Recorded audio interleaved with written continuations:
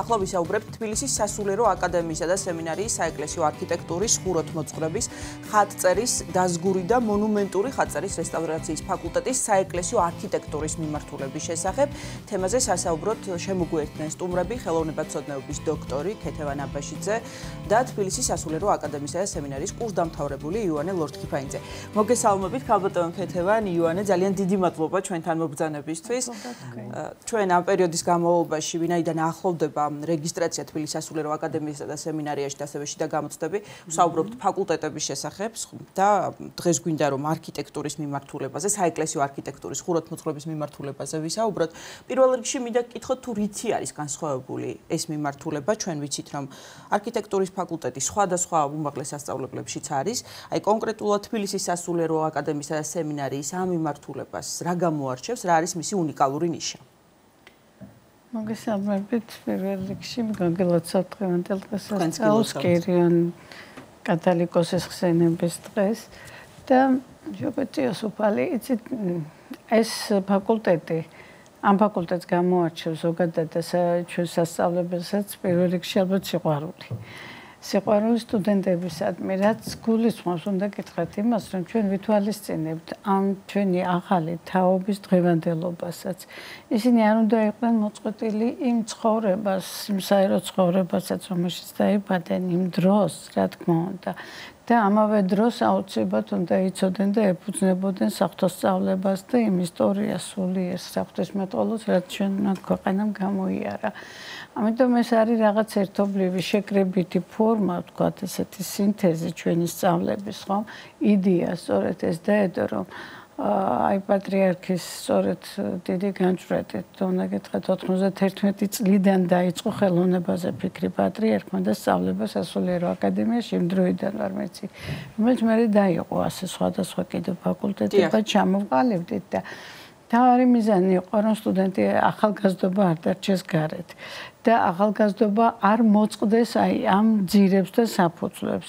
და ამიტომ მან მიაკითხა სწორედ იმ ინსტიტუტებს, რომელშიც სწორედ ინახებოდა და აკუმულირდებოდა ეს ცოდნა. ეს არის ქართული ხელოვნების ისტორიის ინსტიტუტი, ისტორიის ინსტიტუტი, ხელნაწერები, იქიდან შემოკრიბეს პედაგოგები. და აი ამ საფუძველზე დაიწყო სწავლება. რა თქმა უნდა, საღვთისმეტყველო უკვე მათგან იყო.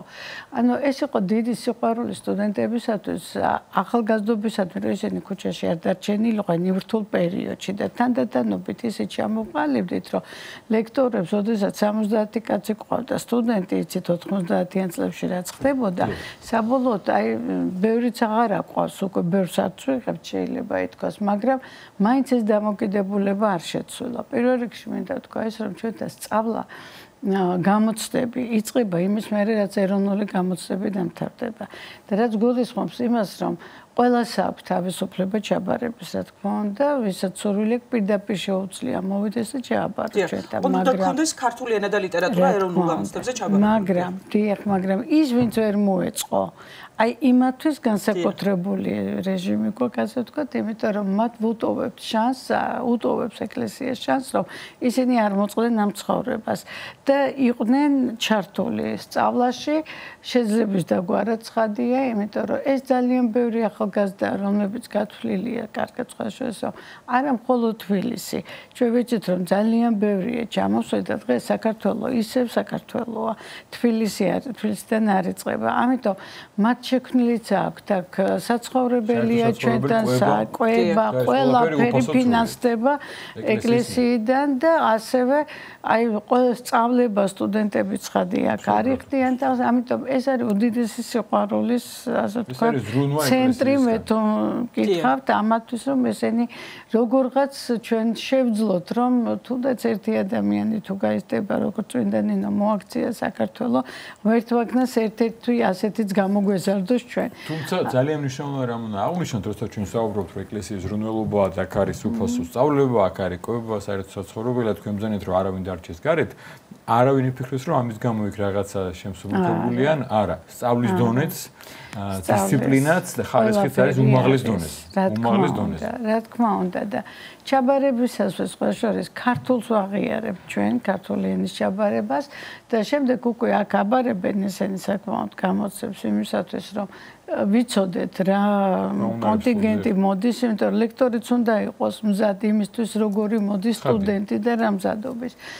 და აქვე, რადგან ჩვენ ხელოვნებასთან გვაქვს ხატვასაც აბარებინებენ, ცხადია რომ ვიცოდეთ რა ცოდნით მოვიდა, ეს არ გულისხმობს ოღონდ რომ ისინი უნდა იყვნენ რეპეტიტორებთან კარგად მომზადებული და ასე შემდეგ, თუმცა ჩვენი სკოლები ვერ დავდებთ თავს რომ კარგ ხატვის მოსწავლეებს გვიგზავნიან, ძველად ჩვენ უფრო მეტად ვიყავით, ასე ვთქვათ, საამისო მზადობაში. აქვე ვთქვათ მაყურებელს, რომ საფუძვების მიღება თბილისის სასულიერო აკადემიასა და სემინარიაში საბაკალავრო და სამაგისტრო პროგრამებზე 20 აგვისტოდან დაიწყება და გაგრძელდება 2 სექტემბრამდე, ხოლო შიდა გამოცდები 3 სექტემბრიდან 12 სექტემბრის ჩათვლით, ვინც არის დაინტერესებული, მათთვის ალბათ საინტერესო ინფორმაცია, უფრო მეტი დეტალი ვთქვათ, ვისაც დაინტერესებს, თბილისის სასულიერო აკადემიისა და სემინარიის ოფიციალურ ვებგვერდზე შეიძლება მოიძიოს ეს ინფორმაცია, ასევე ოფიციალურ Facebook გვერდზეც და აი უნარებზე საუბრობთ, თქვენ რა უნარები სჭირდება აბიტურიენტს, რომელიც გადაწყვეტს, რომ აი ამ მიმართულებაზე ჩააბაროს, ასე თქვენ, საეკლესიო არქიტექტურა. და ასევე პროგრამაც საინტერესო რა პროგრამით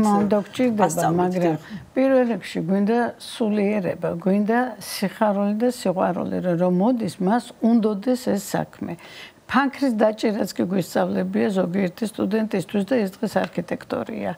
აი ესეთი უცნაური მოვლენაა დღევანდელი საქართველოს ჩვენთვის და ამიტომ აი როგორ გაუსვას ხაზი, როგორ ვასწავლოთ ხელოვნება და ხატვა ერთად, იმიტომ რომ ხელოვნების ისტორიაზე და მსოფლიო ხელოვნებაზე ელაპარაკო და ბავშვი ფანქრს ვერ ფლობდეს, ხო? ამიტომ სხვადასხვა კურსისთვის ყოველთვის კიდევ შეთავსებულად ამ ჩვენ სილაბუსებთან ერთად ვცდილობთ, რომ აი მაქსიმალურად მივაწოდოთ და ისე გავაკეთოთ, რომ ხატვასთან ერთად ისიც ვასწავლოთ, რომ აზროვნება ისწავლოთ.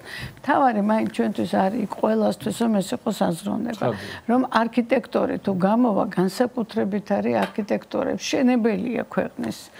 და დანარჩენი ყველაფერი ეკლესიამდანაც იცით ალბათ ეს არის სინთეზური ხელოვნება და არქიტექტურაში იშლება ყველაფერი ღვთისმსახურია საერო არქიტექტურასაც და სასულიერო საეკლესიოსაც და ამიტომ ჩვენ გვაქვს ესეთი მიმართებაც რომ ეს ბავშვები თქვენ თქვენ რო არ მოწყდნენ და ეხლა არ იყოს ესეთი განცდა რომ დღეს ყველას გონია რომ ჩვენ ძალით გვინდა ვასწავლოთ მარტო ეკლესიურობაზე არ არის აქ არის აი შეერთებული სწავლება არქიტექტურის მიმართულებით საეროც აქვს და საეკლესიოც რომ შეეძლოთ მე საპროექტებში მუშაობენ პროფესიის კუთხითაც ძალიან საინტერესოა იქნებათ შეიძლება ითქვას ამ კუთხითაც საქმის გულისხმობ იმიტომ რომ ცხადია ძალიან მნიშვნელოვანია როცა პროფესიას ირჩევს ადამიანი პერსპექტივაში ფიქრობს რომ დასაქმდეს მინდა ვკითხო ივანეს პირველ რიგში იმ განწყობაზე იმ გარემოზე ვისაუბროთ რადგან ჩვენ ხას უსვამთ რასაც მართლა ეკლესია მზრუნველობითი კუთხით გულისხმობს გითხარით და ზოგადად რატომ აირჩიეთ არქიტექტურა როდის დაინტერესდით და რა მოგცათ სასწავლებლად. მოგესალმებით, მივესალმებით თქვენს ტელემაყურებელს. აი ქალბატონმა სწორი თქვა ზუსტად რომ აი თბილისის სასულიერო სემინარია სთავაზობს სტუდენტებს აი ძალიან აი თბილ გარემოს, ამ კედლებში დახვდება თბილი გარემო სტუდენტებს, ახალმოსულებს განსაკუთრებით. და აი ძალიან აი ოჯახური სიტუაცია არის. მე თვითონაც თავიდან არ ვიცოდი სად ვაბარებდი ასე ბოლო წელს გადავწყვიტე არც არქიტექტურით არ ვიყავი არასდროს დაინტერესებული და აი აბიტურიენტების დროს ფიქრობდი რომ აი რაზე ჩავაბაროთ და რამდენიმე წლით ადრე მონასტერში ვსწავლობდი ხატწერას ერთი ბერი მასწავლიდა იქ ჩემ მოძღვარი არის არქიმანდრიტ ბასილ ანთაძე იქ ხშირი ურთიერთობა ამ ბერებთან და ბოლო წელს გადავწყვიტე რომ აი მოდი სემინარიაში ჩავაბარებ ხატწერაზე თქო. მაგრამ ასე მოხდა რომ აი მამა ბესარიონ მენაბდე ჩვენი კათედრის გამგე. მამაჩემის ახლობელია და მამაჩემმა დამაკავშირა რომ აი გამოცდებზე გავსაუბრებოდი როგორ ჩავაბარო რა გავაკეთო და მამა ბესარიონმა ნახა ჩემი ნამუშევრები მე ამასაც ვიტყვი რომ ბავშვობიდან დაინტერესებული ვარ ძერწვით პლასტელინთან მუშაობ და რო ნახა ეს ნაძერწები შემომთავაზა რომ არქიტექტურაზე ხო არ იფიქრებდიო რაღაცა დაინახა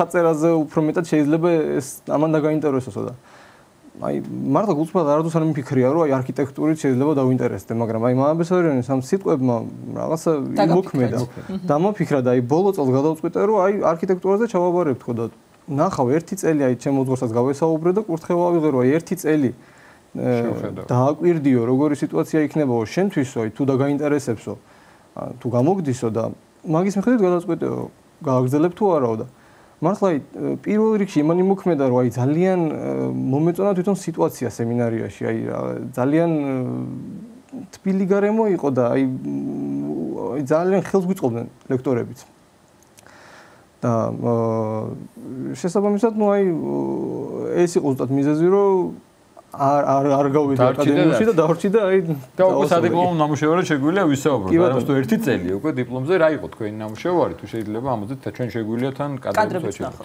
კი ბატონო მოგახსენებთ აი ჩვენ ნამუშევარში აი სადიპლომო ნამუშევარში ეგ ჩანს განსაკუთრებით კარგად თაც ბატონო ქეთევანმა ახსენა და თქვენც აღნიშნეთ რომ აი საერო და საეკლესიო არქიტექტურა ანუ აქ არ არის მარტო ხუროთმოძღვრება აქ არის საეროთ მაგრამ აი ჯერ პირველ რიგში ვიტყვი რომ და ეს პირველი ნამუშევარი რაც არის ეს არის მონასტერი დახურული მამათა მონასტერი ძალაანთხევში ღირს იოანე დამასკელის სახელობის და მეორე პროექტი ეს იყო უკვე საერო სოფელ მუხაგვერდის მიმდებარე ტერიტორიაზე როგორი პანსიონი რაღაც აი ზრუნავმოკლებულ ბავშვთა და ხანდაზმულთა ურთიერთობის ორგანიზაციის სამყარო და მარტო მიმუშავეთ თუ თქვენთან ერთად თუ რამდენიმე ადამიანის გუსტამთავრებული პროექტი ორი სტუდენტი მუშაობდით დიახ ორი სტუდენტი ისიც რომ თქვათ ვინ არის თქვენ გიორგი ჭყოვიძე წარმატებით დაიცვა დიპლომი და უზუსტად წარმატებით სად აპირებთ აი ამ შეძენილი ცოდნის გამოყენებას თუ აპირებთ თქვათ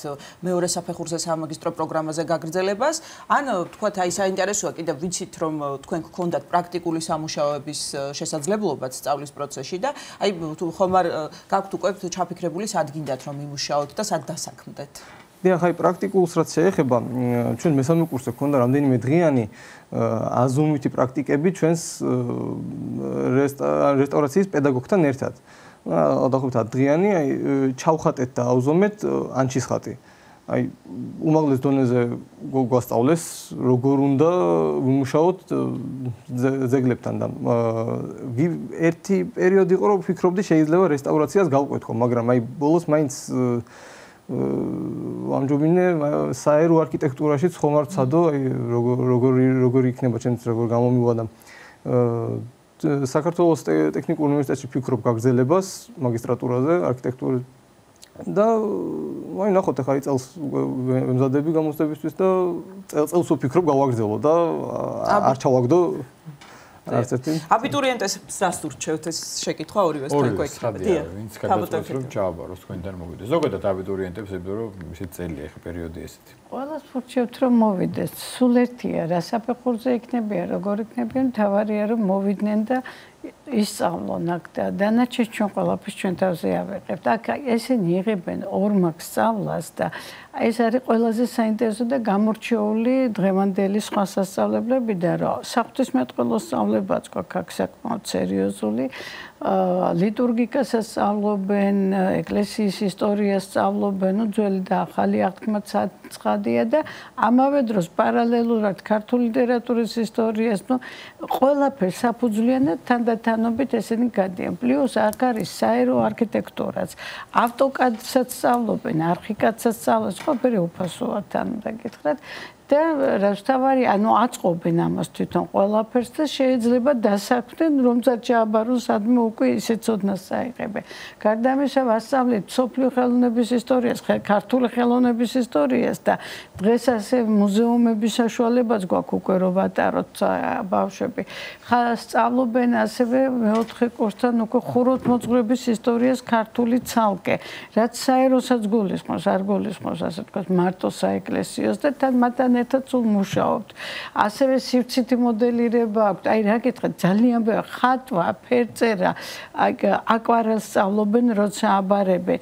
და ქალაქში დადიან და სკეჩებს ხატავენ და ნუ აი ჩანახატების დონეზეც ვასწავლეთ რომ სწრაფი აზროვნება გქონდეთ. ანუ ძალიან ბევრი რაღაცას ვასწავლეთ. იქ თანდათანობითი რა თქმა უნდა დისციპლინა და რა თქმა უნდა მათთვის ძალიან საინტერესო იქნება და სადამდე შეგვიძლია გავყავს ქალაქ გარეთ თუ შევძლებთ რომ ვატაროთ, დავაჩვენოთ და იქვე ჩავატაროთ ლექცია, ამაში აკადემია თვითონ გვეხმარება ცალკე, ჩვენ თვითონაც რაღაცას ვახერხებთ ხოლმე და აი ეს გასვლითი ქალაქშიც და ქალაქგარეთაც ძალიან კარგია ასეთი ლექციები.